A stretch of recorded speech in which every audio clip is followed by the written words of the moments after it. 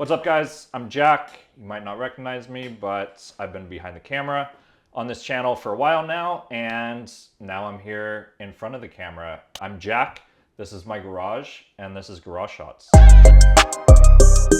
This is my co-host, Marco. You know him from Mezcal Buzz. He's been helping me along this Agave Spirits journey over the last 9 months or so. I knew nothing of Agave Spirits. I knew my brands of tequila that I would order at the bar. I've been opened up into this world and I've dived head first, and here we are. No, I'm really happy, and thank you for inviting me as co-host here. I think it's a great concept.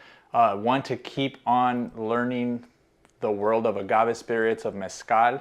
I love to share that with you. I also want to say thank you for your help in developing everything that we're doing right now. Your expertise in production really aligned perfectly with what this project is. So I think this is a great opportunity for those of you watching also to get to know Jack more, because he is behind the camera, and I know you hear his voice sometimes, or like you see us handing shots to behind the camera, but I'm very happy to be with you in front of the camera.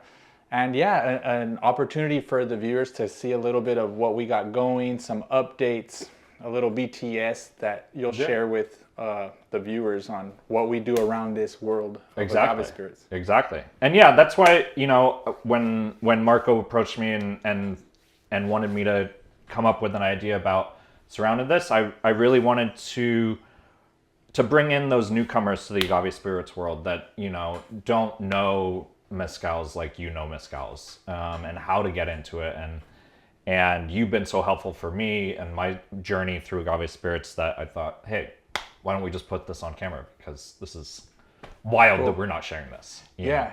I think one thing that happens a lot too, and for those of you enthusiasts or those that might be more advanced and knowledgeable in the world, in this case of agave spirits, I think this happens across the board in different things, is we forget to realize, like, in our own progression in anything, that we're so far ahead now, and we keep looking to what we still have left to learn, what there's still to explore. And then it's like, hey, we still got to go back to basics, to the 101s, and there's still a lot of people that need to learn. And so we're always like a chapter ahead of somebody, and that's the perfect opportunity to like share and stuff. Yeah. Right on. And yeah, throughout this season or series, or maybe this will be canceled after 2 episodes, or maybe this one, I'll also be sharing some behind the scenes on what we're doing outside of what you guys see on the channel. And maybe some tips and tricks on some photography, videography. My background is in photo and video production, went to film school, did that whole 9 yards, have worked in marketing for the last decade or so. And yeah, just really want to impart some wisdom. Hopefully we can share some good mezcal, we can share some good photography tips, we can all grow and get better. Cool. Yeah. I'm with that. Cool. Well, let's just dive right into it then. We've got a couple agave spirits here today, and I say that because I know I can't call them mezcals because they weren't made in Mexico. These are Ventura spirits, 100% California agaves. I believe you were sent them a little promo box. Won't you? Cool. Yeah, let's pour it up. And great, see, he's learning, he's paying attention. Yeah, so this is for a new show here. I think it was great to taste a new spirit. Yeah. And I guess we'll call it a new category. This is, there's a lot of, I'll straight up say, controversy tied around, or like taboo tied around agave spirits outside of Mexico, because Mexico is the birthplace of agave spirit, of mezcal and tequila and all that. So, but throughout hundreds of years, agaves and maguey have made it around the world.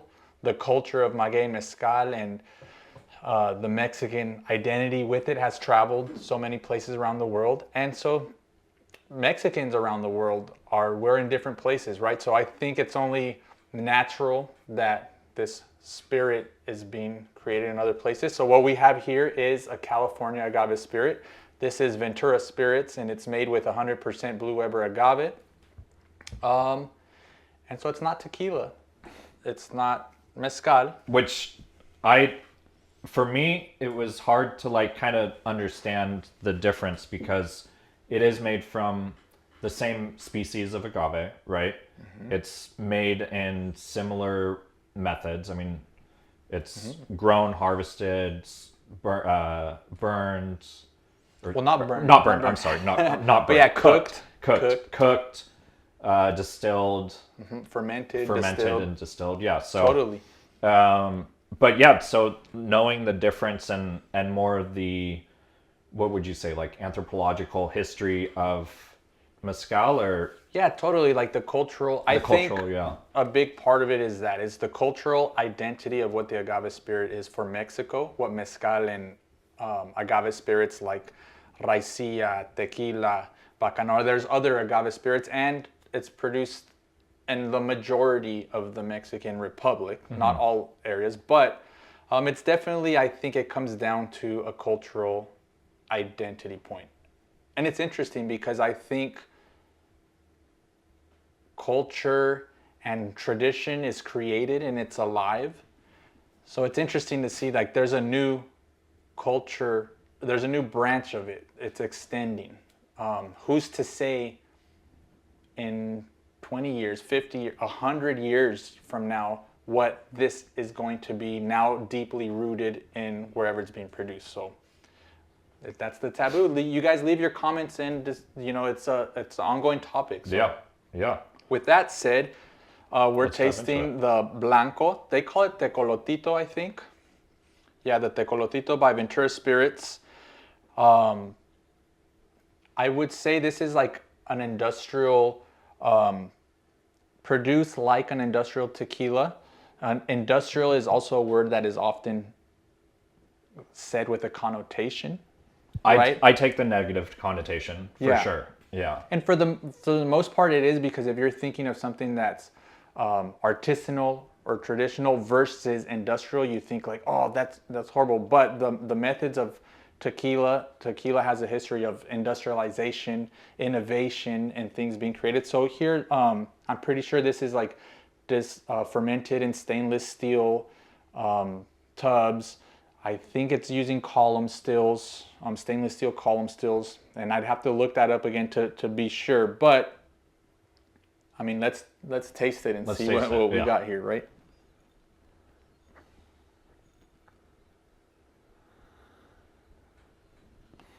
To me, it smells very floral and fruit. Very sweet. And it's funny because I'm very used to I've been doing like the 100 I've day been tastings. loving watching the tastings. Yeah, I can't believe you're still Me going. too. I don't know how much more I can go, but I'm going as far as I can. Until your liver goes out. That's a little bit a day. It's like an apple a day. But I was gonna say, like, for picking up the aromas, like I'm trying to really dig my nose in there. I get floral aromas here. Floral, a little prickly. I didn't get the prickliness on this. Which is another great point too. It's like tasting anything really, but we're talking about agave spirits and mezcal. It's very subjective because everything comes into play between different individuals, right? Like what somebody eats, what somebody's sinus situation is. You know what I mean? Yeah. But yeah, it's interesting. Shall we? Salud. Cheers.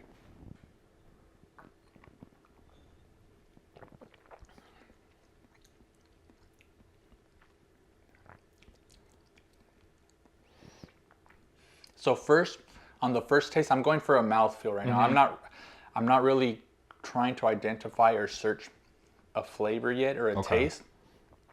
And so right off the bat, I got like a very fresh sensation, slightly prickly. To me, it wasn't like super prickly, light bodied, like that. All that sensation went away quickly for me. Really so I would say light body. So that's what I search for first. Now I'll go ahead and taste it and try to identify the different flavors. Yeah.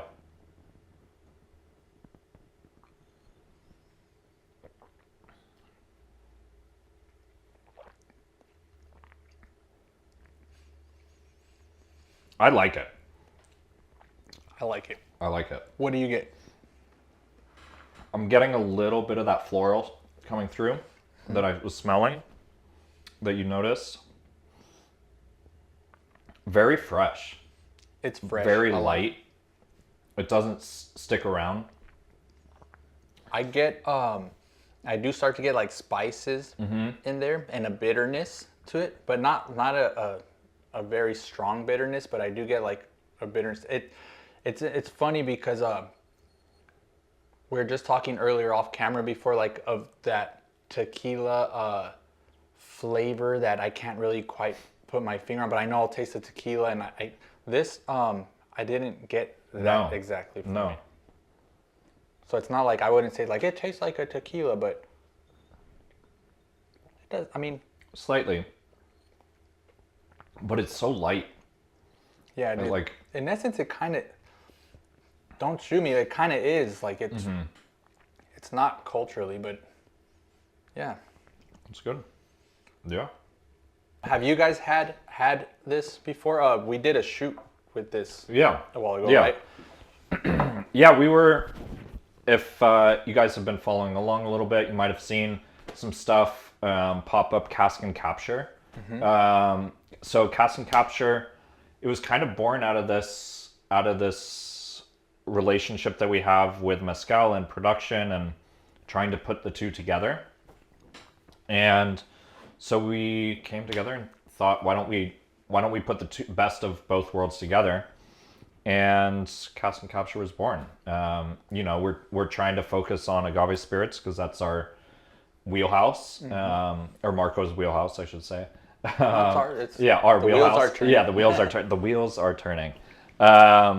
And yeah, we want to just help brands get their message out and tell their stories. I'm a storyteller at heart, and however that may be, whether it's through a photo or an interview or a video or a cocktail, I think you can tell a really good story through a cocktail. That's kind of what we're up to.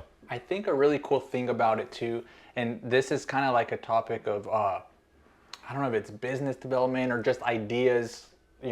We have ideas a lot, and we want to move forward with whether it's a business or an art piece or a project.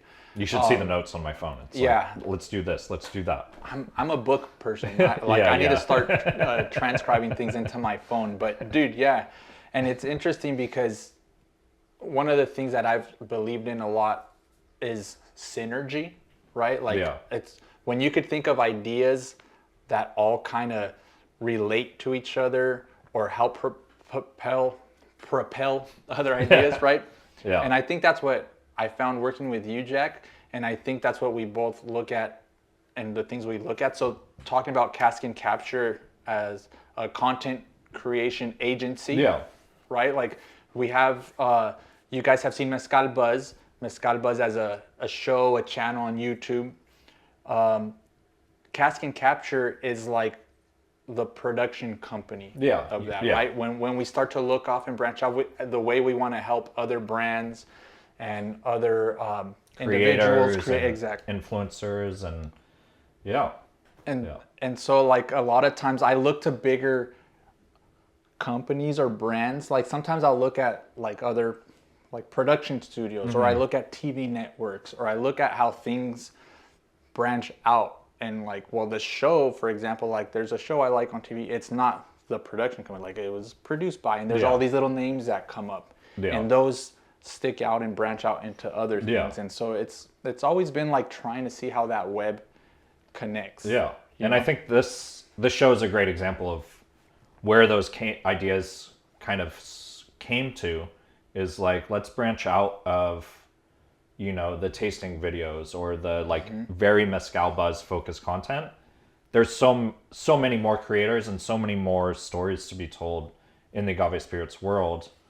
Why don't we just create this like central hub of content for that can house everybody? It's a big open tent, and to borrow a phrase, but it's this place where Joe Schmo from down the block can go and get entertained and learn about mezcal, or learn about a cocktail, or shoot the shit in the garage. I don't know. It's really about taking what we know in production and entertainment and everything and bringing it all together and giving a variety of content. Totally. And I think that goes on to beyond. So again, as things snowball, they get bigger and develop into other things. So we're like, okay, let's do Cask Capture. And we've worked on different projects, a couple spec pieces. We worked with some brands. And, you know, as you start to notice things that where you could better serve the community, where you could better serve clients and work with collaborators, we are moving forward and we've developed the Agave Spirits Network. Yeah. I think it's a great time to mention and talk about, because what you if we described can break right now, the wall, yeah. I think the way you described it right now is kind of like it was talking about that in a sense that of. I just didn't want to say the words because why it hasn't been said yet on this channel, but I think it's time. I think it's. Well, yeah, you guys are going to hear about it and see that, and it's one of those things like it kind of has to be said because I think sometimes to speak bigger or. Because that's going beyond, right? The Agave Spirits Network is everything that Jack just described to saying the words Agave Spirits Network was describing a network. It's something that goes beyond just a show or just a YouTube channel or just a production or content agency, right? Like we are in a community here that we have an opportunity to serve. Yeah. And doing what we do, what we've done our whole career life, really. Yeah. And I think what you said, community, I think that's a big part of it, right? We were doing all these spec pieces and working with these different brands and we realized that, yes, that's fine. And, you know, we can go do a photo shoot or cover an event and we love doing that. But I think it's what we really love is connecting with the community and making the community big, growing the community. I mean, even with your podcast, you know, opening it up to like LA Tequila Club and the bartenders, you know, Ernie and Moche and Esteban. Yeah. I mean, you know, really opening it up. I think we started to see like, oh wait, there's something, we already have that big tent here. We just need to execute on that and bring everybody into this community. Absolutely. And I love the energy, the creative ideas, and the collaboration with everybody else too. We got some really cool projects coming, moving forward. Stay tuned for some announcements and just to seeing how this journey develops. But it's only because like everyone else has the same, I don't want to say like the same energy or the same necessarily vision, but it's like the same drive or goal or, you know, Have you guys ever touched those, it's like that one globe with like electric. Oh, with the electric ball. Yeah. It's just like that. Yeah. You put your finger on it and it goes like, and then someone else, and it starts to like, it's kind of like that. Yeah. Like you see it there and it's just going, but it's like you want to be a part of it. All you got to do is reach in and it's going to like attach to you, right? Yeah. And I feel like that's kind of what. Which is kind of like an agave plant. That's just like, and then someone, right? That could be it. Well, speaking of agave plants, I know we have another expression from Ventura Spirits. Cool. Yeah. So this is part of the Tecolotito production they did. This is a reposado, barrel rested 9 months. So with a little pop here. Little pop.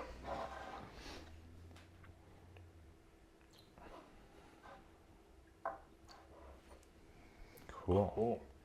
And it's interesting, like, okay, we're tasting California agave spirits, but on another note, like there's still so much learning. I want to learn so much more about the different spirits and like specifically, I'm going to, you know, branch away from the California spirits, but I want to learn more about tequila as a whole. Like we're doing some stuff with LA Tequila Club and Pepe and Ale.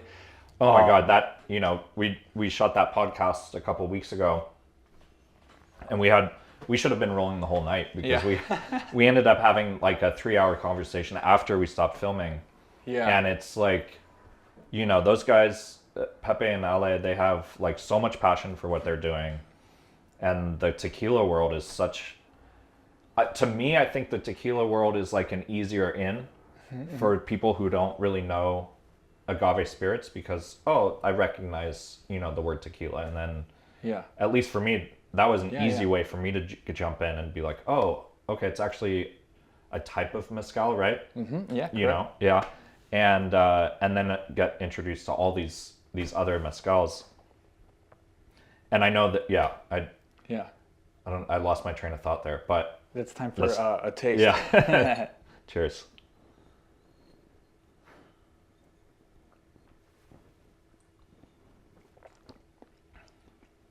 Oh wow. I like this one. It's softer than that previous one from the barrel aging and stuff. I taste a little more complex, yeah. Got a little bit of buttery flavor right now. I'm also drinking a carajillo right now that Jack prepared. We did a cool little shoot that he's going to share some stuff with. So it's an interesting mix. Yeah.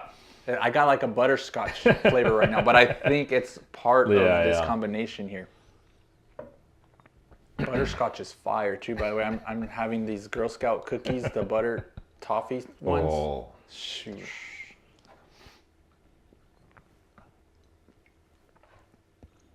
Yeah, that's good. I think one of the things is how can we share a bit more of what we're doing, on our part behind the scenes, talk to people about how we can help you guys as well in your content journeys, whether you're a creator, a brand, and want to start doing more content. So if you guys have questions or recommendations, comments, leave them in the section below. But I mean, honestly, I think that's what I'm most excited about the show specifically is being able to give back some knowledge that I've acquired over my years of working in production and share it because everybody has a phone in their pocket. You don't need the big professional gear. I'll be showing you guys a lot of tricks, with some professional gear, but breaking it down and really making it simple for you to go out and shoot it with your phone too. Because I think, it's important to be able to tell your own story. And I think that's what I found a little bit about when we were talking about Cask Capture and doing all the spec work is, there's the power is in telling your own story and empowering others to tell their own stories. And I think that's where we kind of come in is like, how can we help you tell your story? Yeah, I like that. Absolutely. Yeah.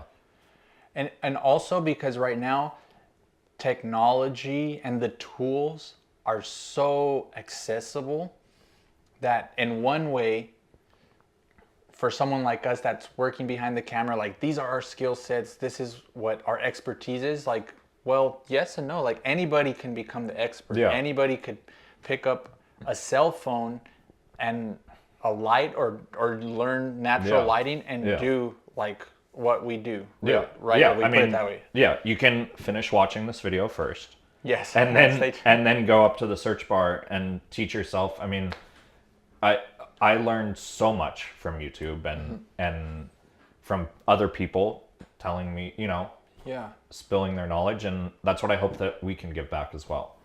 And that's honestly like a pretty good. I'm pretty impressed with myself because that's a pretty good unplanned transition. Because I'm going to show you, shout out Josh, Drifter's Joint on Instagram. He's made the Carajillo the drink of the moment right now. So I'm going to show you some simple tips and tricks to photographing cocktails. Let's take a look. Let's watch. Today we're going to be shooting a cocktail. We're going to make the internet's favorite drink right now, the Carajillo. I just got a rocks glass. And yeah, first thing you want to do shooting a cocktail is not make a cocktail.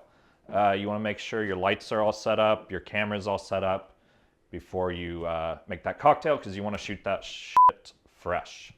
All right, so we're pretty much already set up here, but I'll kind of explain what we've got going on. I've got a strobe here. I'm using a strobe today, but same concept applies if you have a continuous light like back here. If you don't have a light, just find a big window with nice soft light because that's what we're going for today. We've got a big softbox just diffusing the light. And you want to get that thing as close as you can to that cocktail, just on the edge of frame, just to make it as big as possible. Cool, so I've got it framed up. If you can see the frame, got it nice and centered for a nice simple frame. Little shooting down a little bit because we're going to be putting a little garnish on the top just to make it nice and pretty. I've got a macro lens on today, but again, the same concept applies if you're shooting on a phone or a professional camera like this. It's really not rocket science, it's just light and lens. So let's get a little test shot, see what we're working with here today. So we've got it, and yeah, it's looking okay. I'm not mad at that yet. The frame looked good, the light looked okay, but I'm gonna grab this bounce, just a poster board, and I'm just gonna move it in. I was getting it was a little too much light from one side, so I just wanna bounce some light back on, and you'll see what that does here in a second. So you can see this first shot here. It looks good, you know, this is passing, but we want to make it a little bit better. We want to give it a little more pop. We added that little bit of bounce, and you can see just filled in nicely on that other side, giving it a nice soft edge without bringing in another light. I'm happy with the light. We could be here all day. I could experiment all day with lighting, but I think this looks pretty good. Today we're gonna make a cocktail. I wanted to make the internet's favorite drink right now, the Carajillo. Shout out Josh, Drifter's Joint on Instagram. His Carajillo is really good. We're gonna be tweaking it slightly today, but I'm super excited and it's super tasty.